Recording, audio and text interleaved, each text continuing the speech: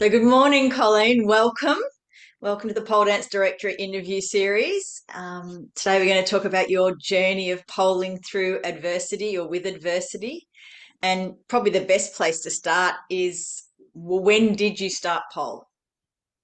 I started pole in 2011. Okay, and why? What brought you to pole, and how did you find out about pole? Kind of randomly, I'd had a friend that I met through, we had both started doing Bollywood dancing. And so I met her through that, and she said, "Do you want to try pole dancing?" And I was like, "What's that?" So she organized all of the bookings and everything, and I tried it. I was really terrible. And the first time I couldn't hold on. I really didn't think you needed to wear shorts. But we persevered and I kept going with my friend. It was like our thing that we did every week for a while. And then eventually she lost interest and I did not. I just kept on going. So it was a bit on a lark, finding it. But I just, I thought it was so cool and fun and just kept going. Yeah, it's such a common story I've heard, and my own story is similar as well. Yeah, it's interesting how we come to pole in just this random way, and often the people that we start with just fall away, and we just find this whole new passion and love for it. So you said Bollywood. So had you done a lot of sport or competitive activities, physical exercise before you started pole? Nope. I I was my in high school I tried a few different sports, but we as a school we were pretty terrible, and then I personally was very terrible. So I played very, poorly basketball for a little bit and then really bad softball for a couple years. I had a lot of fun, but we were pretty miserable. We got ice cream after, so that was a plus. You win, you lose, you Yeah. still get ice cream. And then I'd had a very serious motorcycle accident when I was at university. And so after that, I didn't really do anything. I tried to go to a gym, and that was, pretty boring and weird. And I found Bollywood dancing through my alumni association. One of the other alumni from my university started a Bollywood. It was kind of like Zumba meets Bollywood. And so anybody could try it. And so I started doing that just for fitness. And I met this friend, and then whoop, we went to pole dancing. And now I've arranged my whole life around pole dancing, as you do. So As you do. Oh, absolutely. Yeah, absolutely. Pole comes first and everything else has to just slot in around it. Yeah. mm-hmm. Yeah. So, so you were fairly young when you started pole dancing then. Were you in your 20s?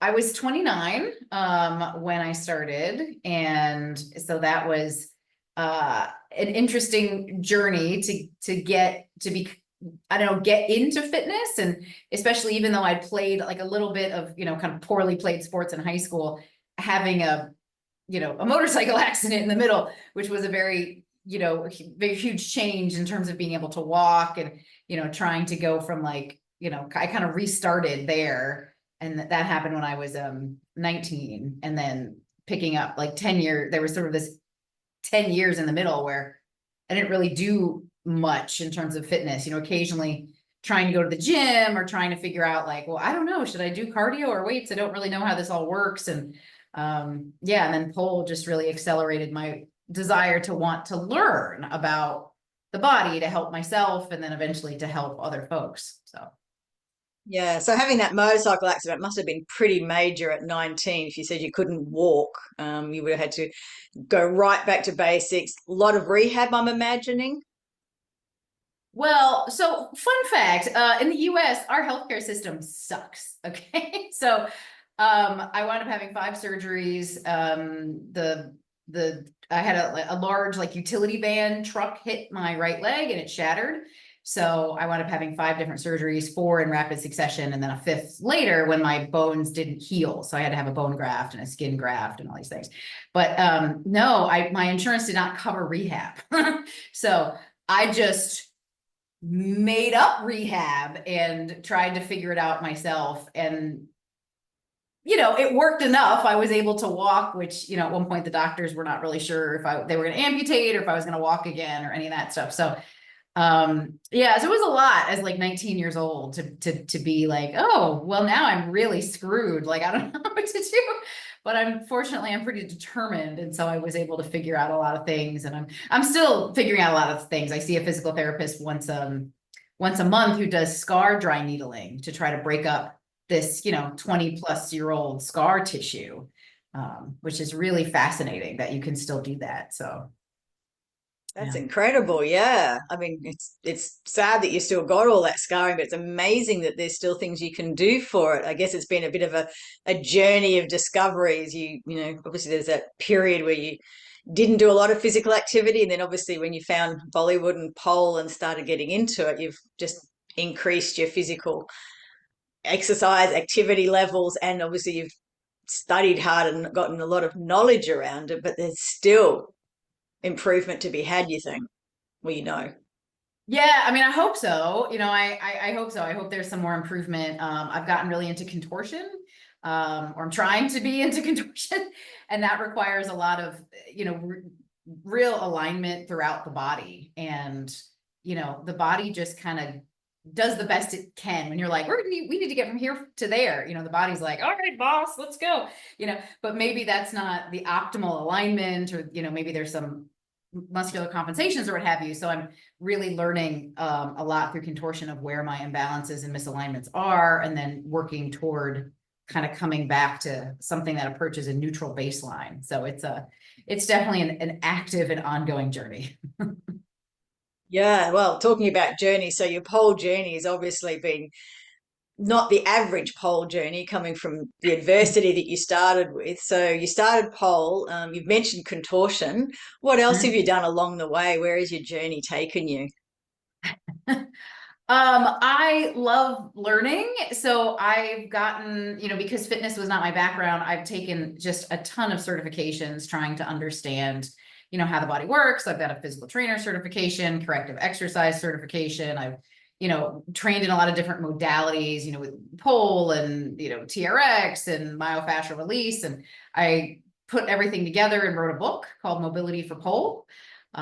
So that was kind of my culmination of trying to take all these things that I'd learned and then help somebody else, be like, let me save you some time. I'll read this first and see if it helps you.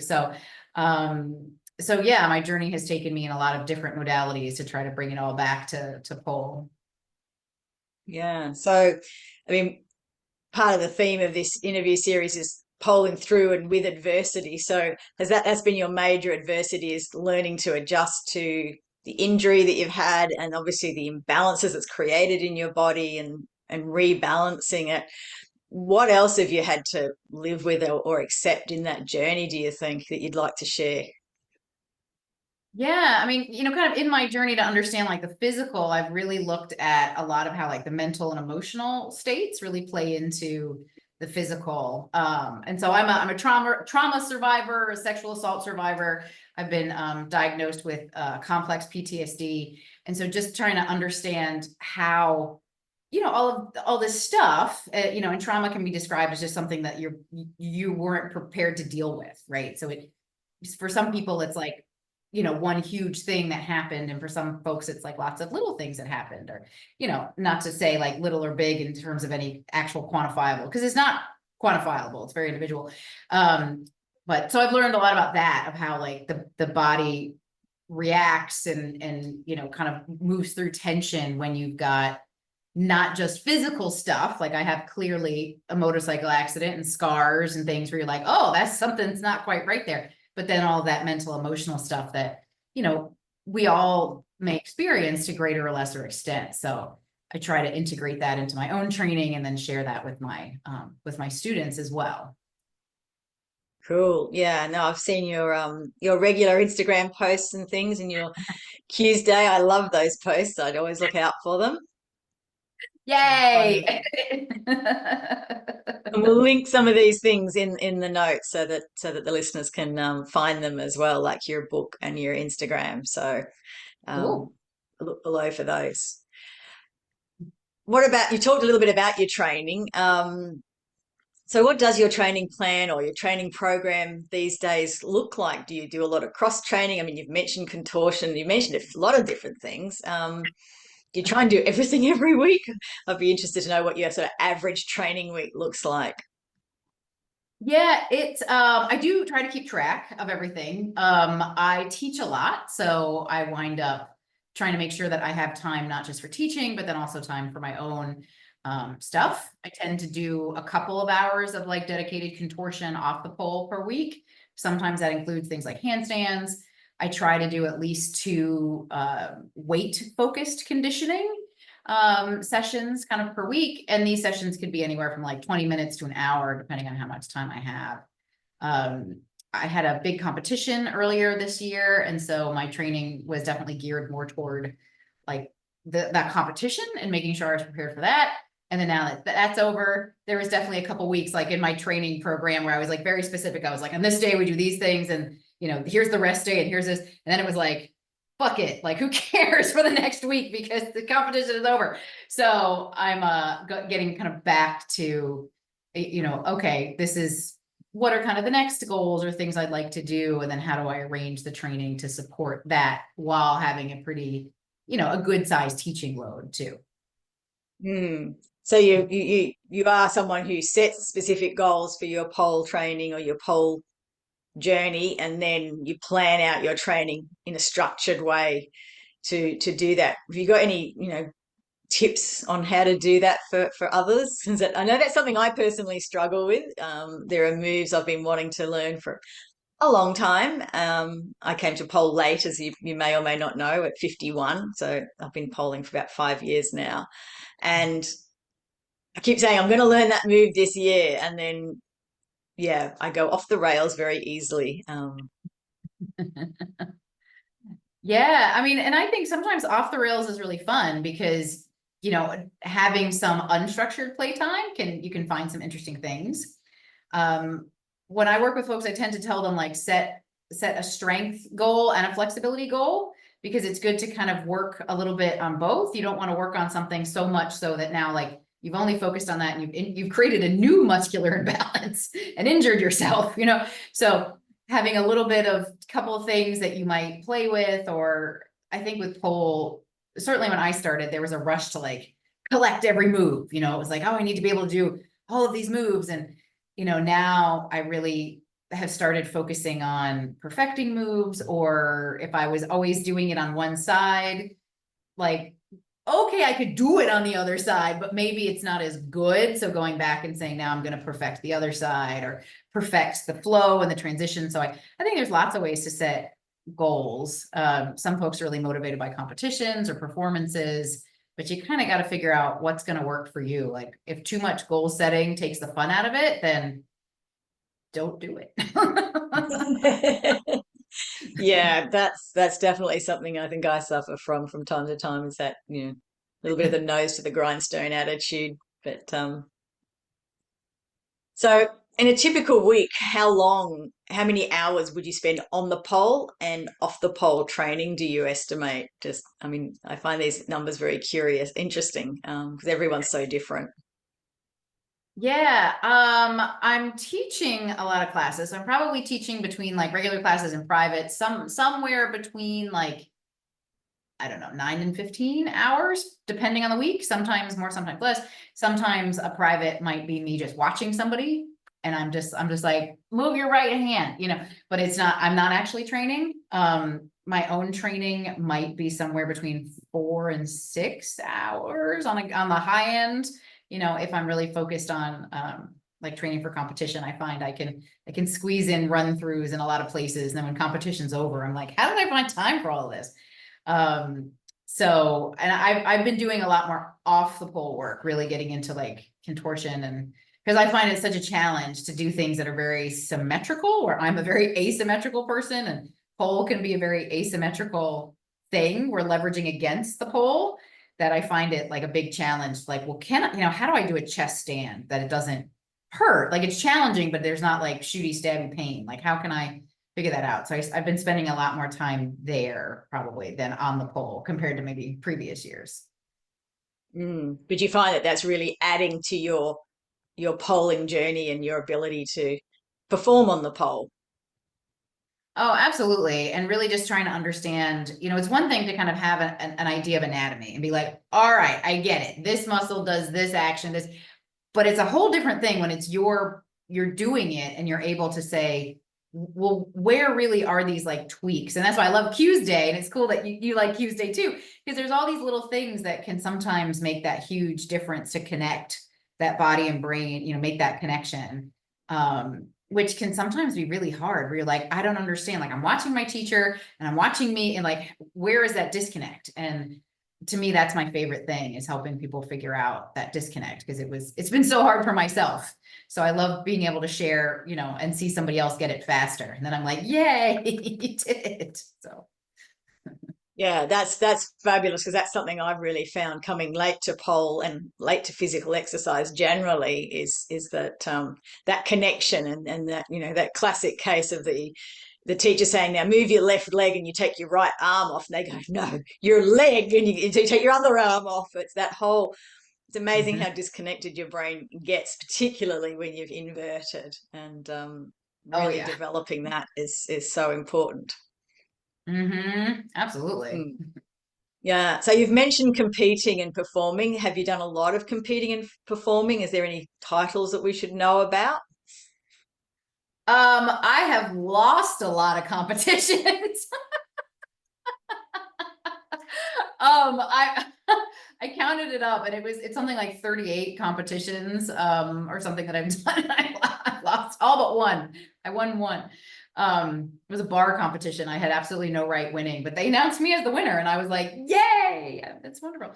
I like performing. I find that competition, when I first started, competitions were very much the focus where it was like, you got to a certain point in your journey and it was like, well, now you compete. And I don't think that's the case anymore, which I'm glad because it felt like a lot of pressure.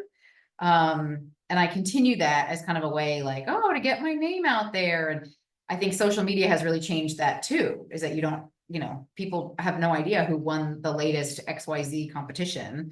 I mean, maybe they do. I mean, different places they do, or different competitions still have a lot of cachet, but you can still be famous on Instagram, and you can still make a living teaching your style and never having competed. So that said, I prefer performing where there's not that stress of, am I better than this person? I can just enjoy and be like, your performance was so much fun and your performance was fun and my performance was fun.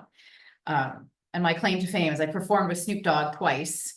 So that's always a fun one That's to pull a out. that's an amazing journey. Yeah, I've seen that there's been a bit of that on Instagram this year in Australia because Snoop Dogg came to Australia and some of our fabulous pole dancers performed with it and it was just incredible. Yeah. So that's amazing that you've done that too. So 38 losses, we'll call it. That's a lot of performances and a lot of routines that you've put together, which I think is incredibly impressive. Um, is that something you really enjoy doing, putting together routines? Do you have any hot tips on how to do that for anybody? I never did dance as a child. Like I said, I kind of dabbled a little bit and, was a very poor sports player briefly. But I was always a visual artist. And I find that dance is an interesting, different way to be an artist than I've kind of previously done. So I really like character work and kind of bringing interesting concepts. I've done a lot of pole comedy, or characters. And I kind of went that way because I wasn't very confident in my pole skills, but I knew that I could tell a story and I knew that I had a very expressive face. And if I could kind of combine everything else and have, like, and, like if I could do all these things with my face and my costume and stuff, then maybe nobody would care if my jade wasn't very flat, or like they wouldn't care if I could hold an Aisha or not. Like, so I really kind of got into pole comedy, and done quite a lot of that and like kind of theatrical pole. So I do now enjoy, I'll be driving and just be like, hear a song on the radio and think, oh, what would be fun is if I did that and that and that and that. And, so yeah, it's been a little bit of an evolution, but it's definitely something that I now enjoy creating those characters and those concepts. Yeah, and I think that's one of the beautiful things with pole is there is so many styles, isn't there? From the pole sports right through to, like as you said, the pole theatre and pole comedy and everything in between. Obviously, you enjoy the pole theatre, pole comedy. Are there other styles that you particularly practice? Do you do pole sports? Do you do exotic? Are there other styles that you enjoy? You know, I like a little bit of everything. I tend to teach a lot of tricks because I can help people kind of unlock or make that connection, body and brain. I'm a master trainer with liquid motion, which is a movement methodology that focuses on sensual movement. And I don't consider myself a sexy pole dancer, so I really resisted that kind of connotation for a long time because liquid motion kind of has a reputation for being very sexy, even though they say sensual, and these are two kind of different concepts that get, conflated a lot. So I do like that in terms of finding connections and transitions in movement and finding flow, I guess, to make it look more cohesive, whether that's, movement. Like I do a lot of low flow. I'm afraid of heights, so I wind up doing a lot of low flow and training. This is my home studio. So during the pandemic, it was just me here with my like 9-foot ceiling.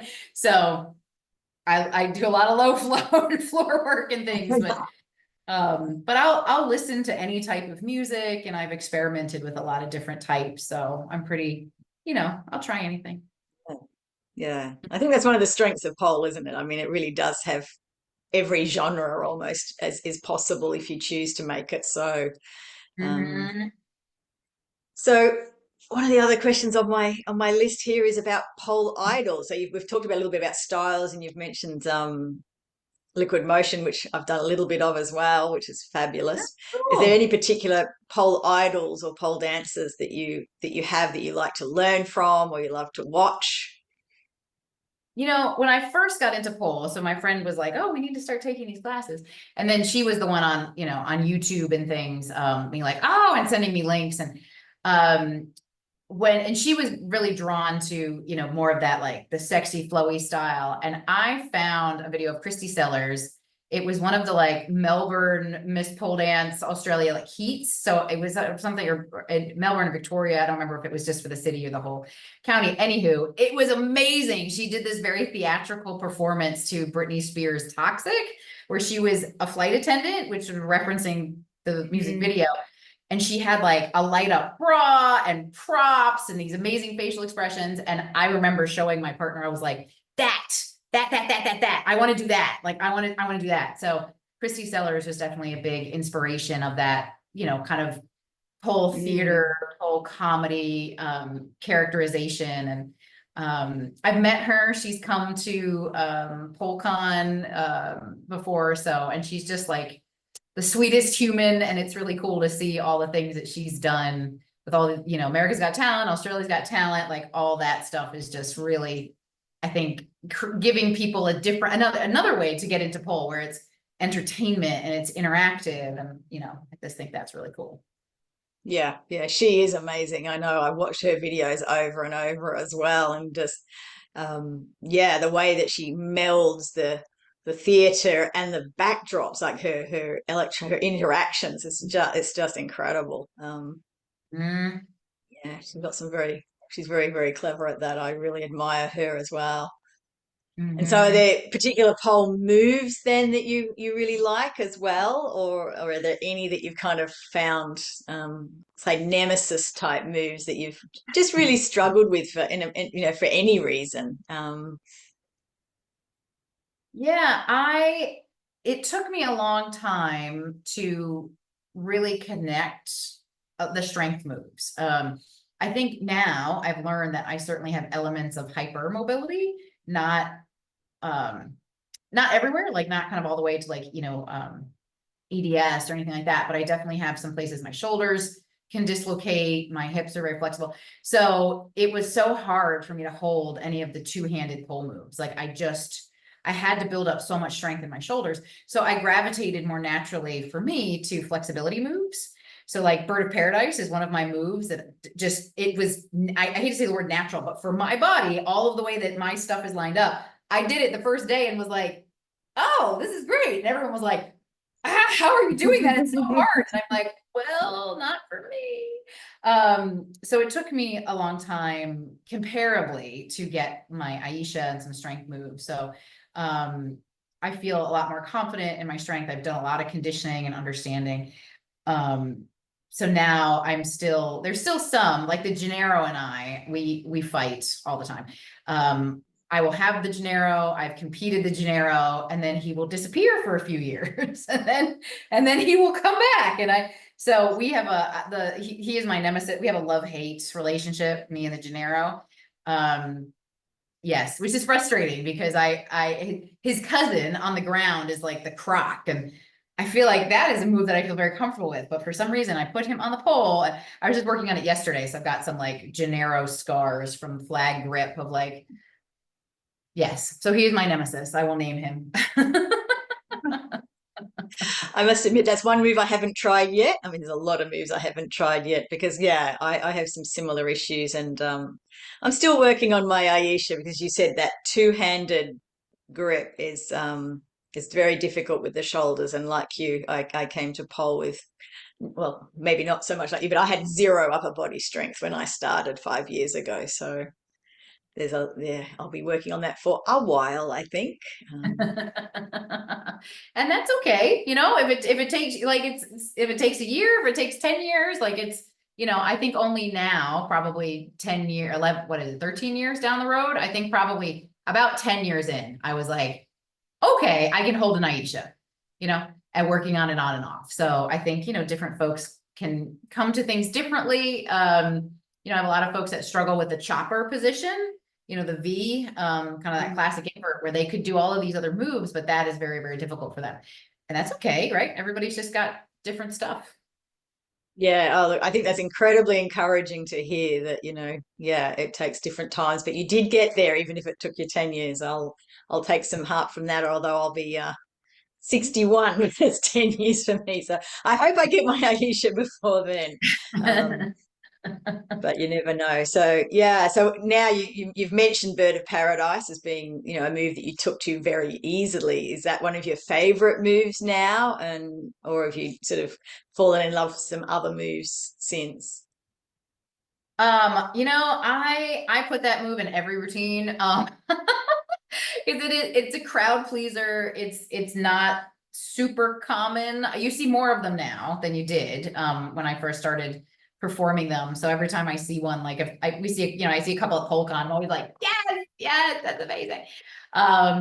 So I always put a Bird of Paradise in. I kind of speaking of Aisha, because I'm now comfortable with the kind of cartwheel entry where you kind of like, Oh, the which handspring entry. Yep. yeah, where my brain forever was like, you're gonna die. Don't do that. So that to me is something that I feel like I'm like, haha, I can do it now. I feel very confident. Yes. So I like doing that. But it's but if I had like if it was just like, what are you gonna perform right now? Anything that's a split, I feel pretty solid in. I would still probably not do that handspring thing if it, like performing for Snoop. Did I do any handsprings? Absolutely not. I didn't want any chance to like fuck up in front of Snoop Dogg. So all I did were splits because that's a place I feel very comfortable. So I'm like, Bird of Paradise, Jade, Jalegra, like how many different ways can I split? Chopstick, whatever. Any way that I could split, I split because that's a place that I feel very comfortable. Yeah, and that's always, good to remember, isn't it? That, you've got a lot of moves that you are comfortable with, and you don't have to do every single move. It's not necessary. Mhm. So, Exactly. yeah, have you got some general or basic advice for someone who might be wanting to start pole or just starting on their pole journey, other than that, be patient, you will get there? Yeah, I would say just start. It's like the hardest thing you'll do is walking through the door of a studio or, buying a pole, deciding to take an online class. That's the hardest thing. And people all the time say, oh, well, I'll start when I'm stronger, when I've lost the baby weight, when I'm whatever. Just start. And having that experience of just starting is very, very, very hard. But once you start, then it's so much easier to keep going. And then one day you look back and you're like, oh, it's been 13 years. Wow, how did that happen? I know, right? Yeah, I can't believe it's been 5 already. It's just crazy. So that, yeah, just start. I think that applies to most things in life, doesn't it? You know, not just pole. It's like, yeah, just start and we'll figure the rest out as we go. Yeah, and everybody's journey is going to look different. So I know it's hard when you go in to be like, oh, I'm going to look at this person and that person. You know, it's human nature to do that, but try not to, because it just can be that, comparison is the thief of joy. So yeah. Yes. Yeah. Yes. Because there's some amazing polers out there on Instagram. It's you can lose a lot of hours just thinking, oh, I'd like to learn that and that and that and that and that and that. Yeah. And then actually do anything. So just start. That's the hot tip for today. Mm-hmm. Is there anything else that you'd like to add? Anything that I haven't asked that maybe I should have about I you would and your pole say journey? in terms of that, adversity and folks who might be, facing different kinds of adversity, everybody's got stuff, everybody's got something that they're dealing with. You might see the most beautiful dancer in the world actually has, an autoimmune condition, or has scoliosis, or has had some traumatic experience that impacts their world. You can't just look at someone online and know all the challenges they're going through. And so similarly, if you have challenges, it's okay. Everybody does, right? Everybody does. So we have it, PoleCon, we support, polers who have visible and less visible illnesses to perform, because it's important to highlight that, you might, quote fingers, look fine, but you really have, MS, or you really have depression, or you have something that maybe is not quite so obvious as some other polers who might, also face different challenges, where maybe they are an amputee or something else. And ultimately it doesn't matter. Everybody's got stuff. So bring your stuff. We hang out at the bar. It's a big vertical shiny bar. And you can do it too. You can do whatever you want to do, but you have to start. That is such good advice. That is beautiful. Thank you so much, Colleen. I know we can find you on your business websites and your Instagram, and I'll put all those links in the notes below and at the end of this video. But I'd just like to say thank you so much for your time today. It's been an absolute pleasure to hear about you and your journey. Thank you. Yay, thanks for having me. Thanks so much. Yeah.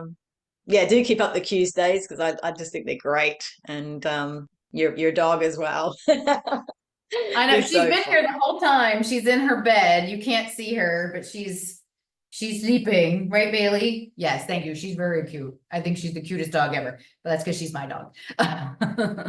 Yeah, yeah. And I have seen your you put some of your contortion training on too, I've noticed. Yeah. And I look at it and just go, oh my God. I wish.